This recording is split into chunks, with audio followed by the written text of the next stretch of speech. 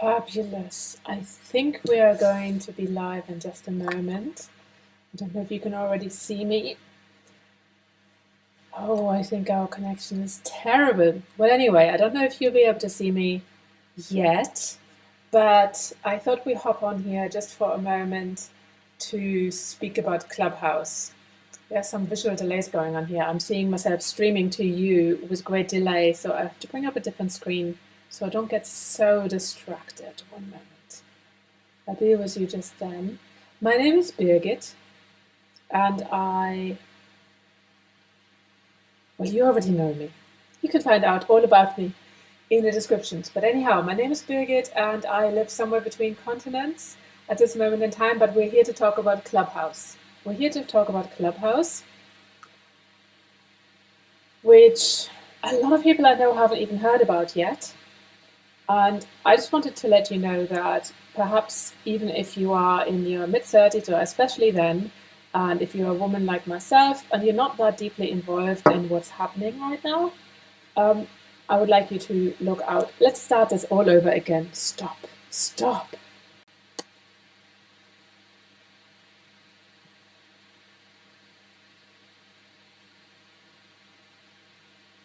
Live?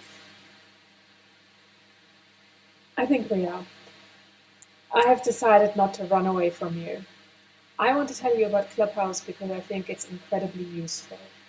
And maybe you don't see yourself as the cutting edge social media type, the early adopter, as they say, but I would like to encourage you to adopt it really early on. Go get yourself a Clubhouse invitation. It's going to take some time to get one. You do need an Apple phone, you need an iPhone. I have an old iPhone 6S and Clubhouse works on there. And you can pick up a 6S on eBay if you wait around for the right time, probably for €100, maybe £100, $100 would be a bit tight to get an iPhone 6 for. We recently paid $200, but anyhow, it's not impossible. In a little bit of time, they will be developing for Android phones as well, so you won't be excluded for much longer. They've already hired their first Android developer. Now, what can you get out of it? Let's just come there right away, right? Because you see yourself as somebody who's not really so interested in tech, but are you interested in the radio? Do you ever listen to the radio? Do you like talk shows on the TV? Think of Clubhouse like one of those, but without the video, of course. So it's a radio show that you can join live, just like a normal radio show, I hear you say, but you can raise your hand and then you can ask a question live. And it's a little bit like a radio show, but a radio show to me feels like, well, you can't see who else is joining the radio show, who else is listening with you. In Clubhouse, you can see. You can see if there are 3 people listening into this conversation or if there are 300 or 3,000. And I think that has great potential. You can see who the speakers are. You can tap on their profiles. Yes, you could Google a radio show speaker, but let's stay in Clubhouse. You can tap on the profiles, and very often speakers have links to their personal to who they are, and social media and Twitter links, and also say what they're doing. This can be a really good tool for following your specific niche interest. Maybe your niche interest is snail farming, right? Let's just pick snail farming. You might end up finding people who are also interested in snail farming on Clubhouse speaking about snail farming. And every time they speak, you can choose or not choose, but you can choose to opt in to get notifications that every time your favorite snail farmer joins a conversation with somebody else, or every time that they host a conversation, you can get notifications about that and really be in the loop. Because Clubhouse is pretty young, it doesn't have that many users yet. I think a few days ago it was at 2 million users, and it's just going to grow exponentially because everybody gets 2 invites. Of course, not everyone's going to be active. Many people will just be dabbling, quickly having a look, and they won't be so active. But what I've noticed is, at this moment in time, if you Google this famous person called Seth Godin, not Google, if you put in a search bar Seth Godin in Clubhouse, he of course comes up on top as the first Seth Godin. But right beneath him is a woman, I think, somewhere in Europe, and she comes up not because she's called Seth or Godin, but she comes up because in her bio, you see the very first line of her profile, you already see this in the preview, it says, giving away a free Seth Godin marketing book. I tell you why that is relevant. Right now, there is very little competition there. And if you want to be seen, for example, it's a great time to get visibility. If I wanted to be noticed, I could just go, okay, what type of person, what type of business do I have? And what type of very well-known person represents my business best? So let's assume it was in marketing. Let's pick Seth Godin or Marie Forleo, or it could be in photography. Let's say Peter McKinnon. People might look up Peter McKinnon. He's a talker. You could imagine him talking on Clubhouse, couldn't you? Right, let's go with Peter McKinnon, photographer, very famous here on YouTube. If I wanted to be noticed as a photographer, what I could do very sneakily is I could say, I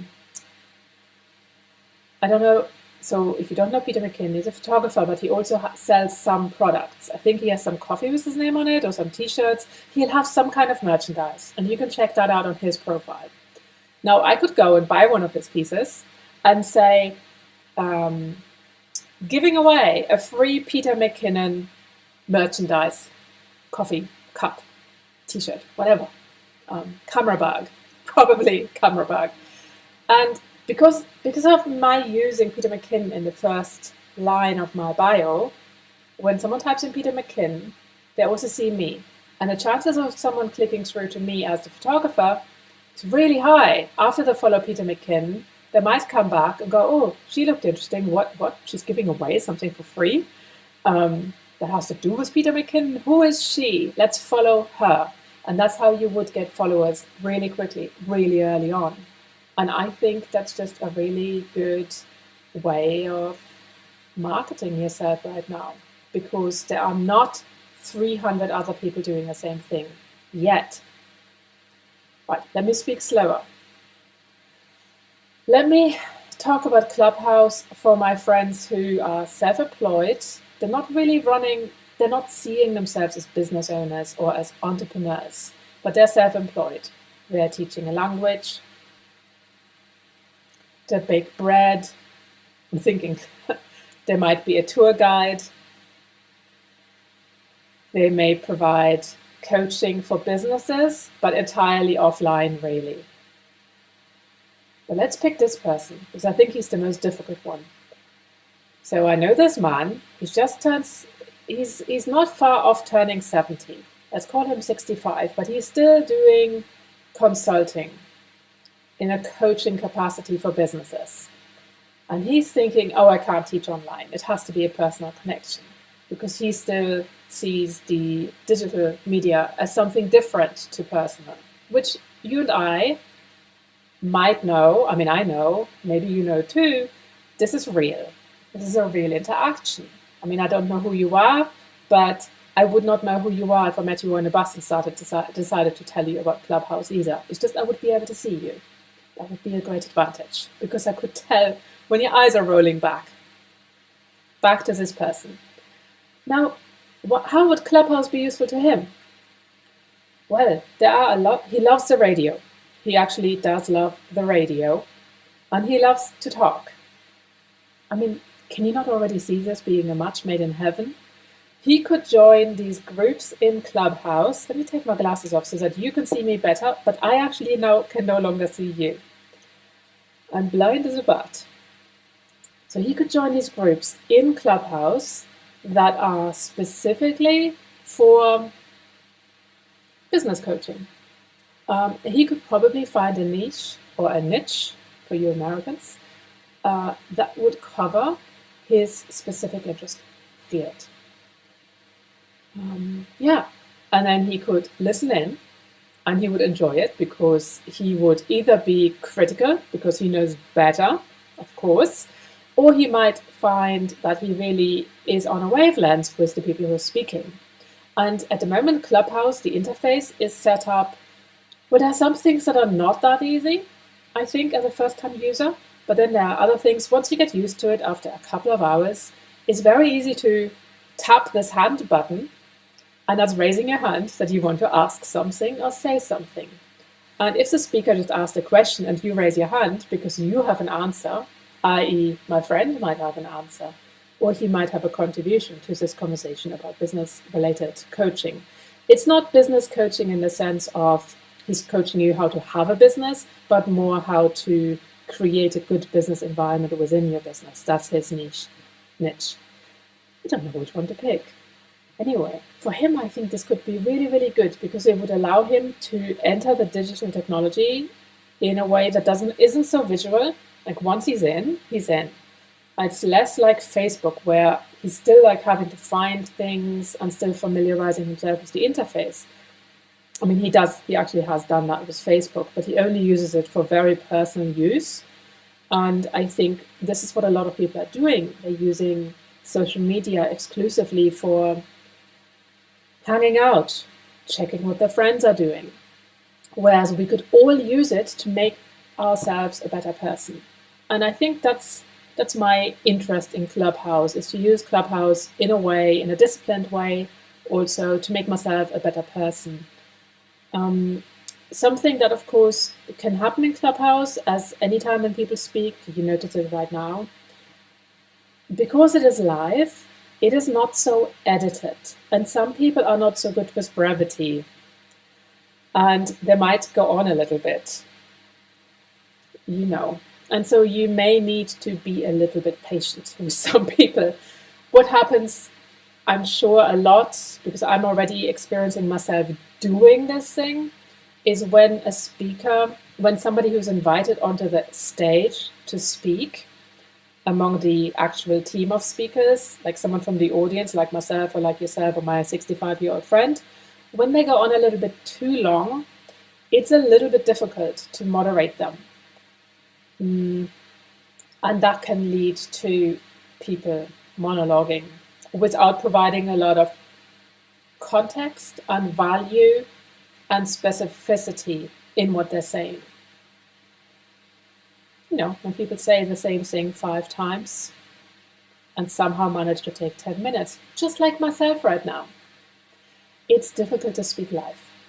And everyone loves speaking. It turns out that once people speak, and you can really tell, we all have a need to connect. This brings me to my next thought on Clubhouse. It is a very connecting space. You do feel like you're at a dinner party with people that you've just met and who you're at this dinner party because you share something in common. And that's Clubhouse. You're in this space because you share something in common. It's very diverse. At the moment, the diversity that I'm seeing is very heavily focused on Black diversity. And what I would like to see a little bit more of is other people of color, other minority groups to make an appearance on Clubhouse, to level out the sort of entire field of people of color a little more. I haven't checked how the LGBTQ scene is on Clubhouse. That's not my specific field because it's not like immediately affecting me, but it's a conversation that I'm more actively part of. Not actually a conversation I'm part of. It's a conversation I listen in on because I have no part in it, except for my role in the world is to support equal opportunities. And my role in the world is to open the door for a few people who otherwise would struggle getting through or who would not be heard. So that's where I see my role for people who are disadvantaged. There's a word missing in the sentence.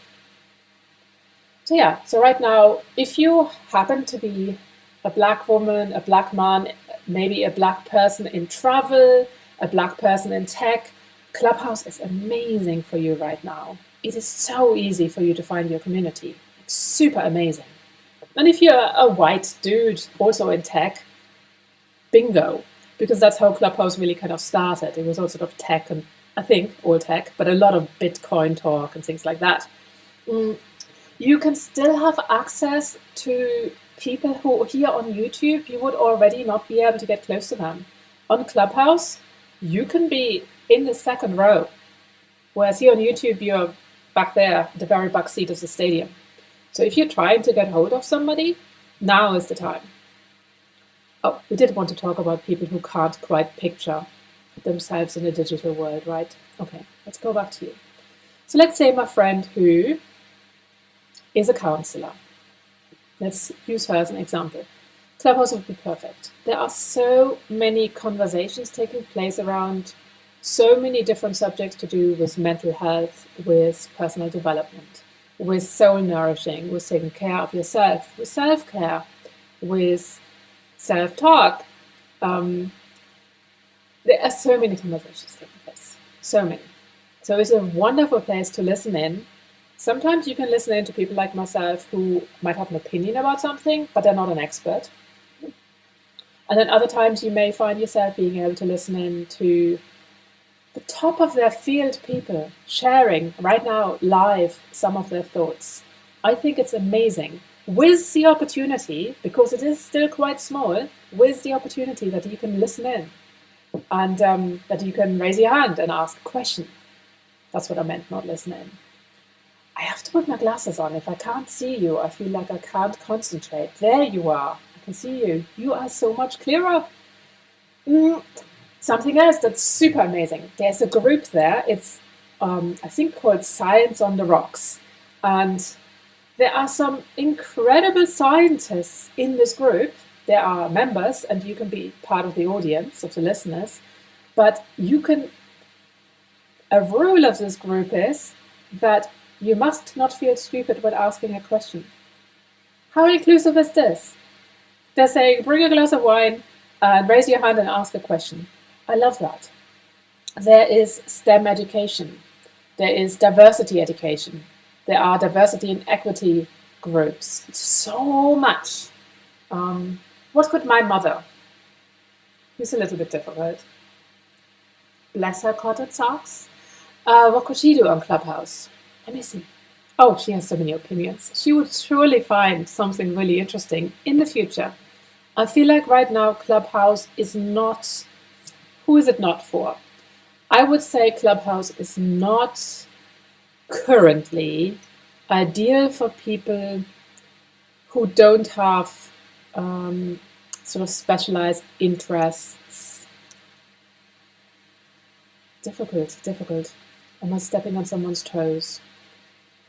I mean, I suppose everyone has an interest in something. So if it's in self-care, then everyone could listen in on it. But I think Clubhouse best suits you if you have an enthusiasm for something, and if you want to up-level your knowledge and possibly expand your network and your awareness of the people in your field or your field of interest. I'm sure there's going to be a group of snail farmers, and you could follow every single one of those snail farmers, and then you have all of their contact details, and you can, outside of Clubhouse, follow them on Instagram or on their YouTube channel, where they will show you how to snail farm. And now we need to talk about why I'm thinking about snail farming. I don't know, but I did have one once. Okay, well, I think we should conclude with that public speaking is very hard, and that raising your hand in Clubhouse to speak and to say something is nerve-wracking. I haven't done it yet. I have been invited 3 times, thrice, to say something by the, what are they called again? By the moderators of the groups I was briefly in. And I panicked. I just thought, oh, no way. I cannot possibly say anything. What would I say? Oh my gosh. So that's going to be difficult, but I would encourage you to overcome your demons if you can, and your shadows and your discomforts, because I think it could be a very, very good space. A lot of the groups, and just leave the group if this is not the case. Go to a different one. A lot of the groups are very welcoming, and one of their house rules is kindness. So it's really worth it. Go get on Clubhouse if you have an iPhone. If you haven't yet got an invitation, put a post on your personal Facebook and ask, does anyone have a Clubhouse invitation? I really would like to get in on the conversation. Okay, that's what I did. And after, it took 3 days. First there was nothing, crickets. Then someone wrote, oh, use this different app. You can use it on Androids too, this other app. And I was like, no, I really have to get in on Clubhouse. And then somebody, 3 days later, sent me an invitation. So it might take a while, but go get it. And let me know what you like about Clubhouse in the comments, please. And I'm going to leave this video up without looking at it again, because the lighting is bad, my face looks all wonky, I'm wriggling around because I'm nervous, because this is live. I'm too scared to look at the live chat in case no one wrote or in case someone wrote. We're going to practice this from now on, okay? You and I. We're going to practice public speaking. Okay, I'll leave this video up for a day or two. And now, excuse me, I have to sneeze. Okay, good. There we are. And next time we're going to do something with hair and we're going to do all that stuff. But you know, I see some guys here on YouTube. They don't do anything with their hair either. So, and we have to learn not to say so all the time. Good. Take care. Try out Clubhouse. Bear with me. I'm going to make an edited video at some point about it. But if you have any questions about Clubhouse, please ask me and I can answer them. I would love to answer them in a little video. See you soon. Take care of yourselves. And also, please nudge me if you would like to see the rest of my videos about my fibroid surgery recovery. Here I am. You see it all turned out well. Okay, let's go. Ciao.